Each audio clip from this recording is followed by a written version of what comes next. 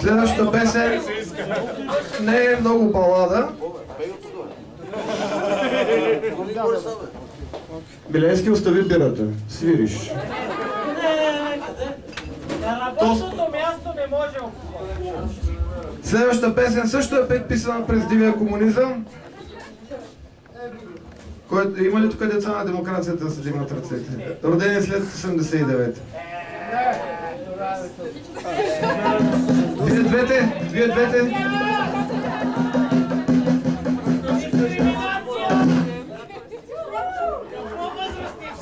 Надявам се да ви хареса песента.